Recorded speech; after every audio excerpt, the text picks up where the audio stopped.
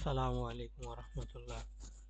বর্তমানে অনেকে আছেন যে ওয়েবসাইট বিল্ড করবেন বা বিশেষ করে যাদের ফেসবুক পেজ আছে বা অনেকে হচ্ছে পার্সোনাল ব্র্যান্ডিং এর জন্য একটা ওয়েবসাইট তৈরি করবেন ভাবতেছেন।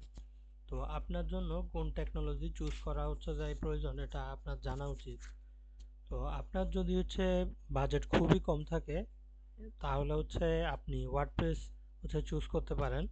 ওয়ার্ডপ্রেসে আপনার হচ্ছে কস্টিংটা অনেক কম আসে কাস্টম কোডের তুলনায়, বাট এগুলা সবগুলা একই টাইপের হয়ে থাকে। ওয়ার্ডপ্রেসের ডিজাইনগুলা অর্থাৎ থিম এবং প্লাগইন ইউজ করা হয়, এই জন্য ওয়ার্ডপ্রেসের সাইটগুলা সিমিলার হয়ে থাকে, এতে আসলে আহামরি ডিজাইনগুলো দেখতে এত ভালো লাগে না।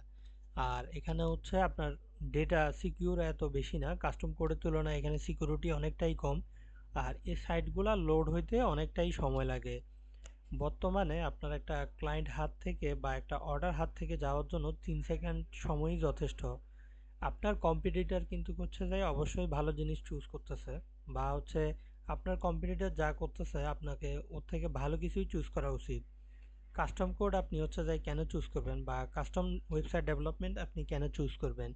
এই ওয়েবসাইটগুলা অনেকটাই ফাস্ট হয়ে থাকে এবং এগুলা ডিজাইন অনেকটা ইউনিক হয়ে থাকে। বা আপনি যদি চান আপনার মনের মতো হচ্ছে যাই করে আপনি ডিজাইন বা ওয়েবসাইটটা তৈরি করতে পারবেন।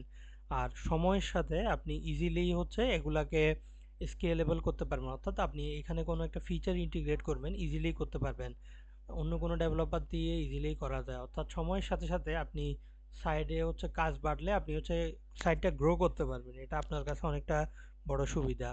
তো যেটা বললাম যে বর্তমান সময়ে একটা অর্ডার যাওয়ার জন্য 3 সেকেন্ডই যথেষ্ট।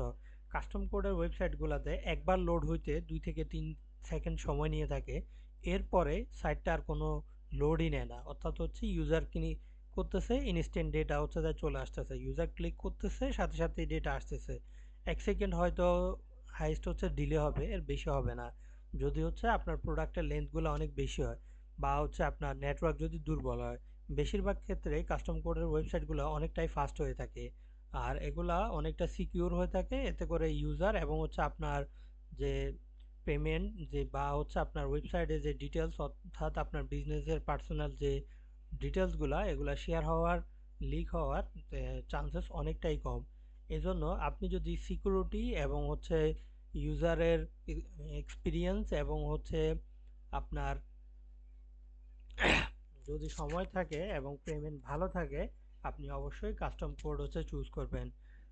লং টাইমের জন্য কাস্টম কোড বেটার, কারণ হচ্ছে আপনি একটা সাইট ডেভেলপ করতেছেন, এর মানে কখনোই এটা না যে আপনি 6 মাস পরে আবার হচ্ছে আপনি আবার একটা সাইট ডেভেলপ করবেন।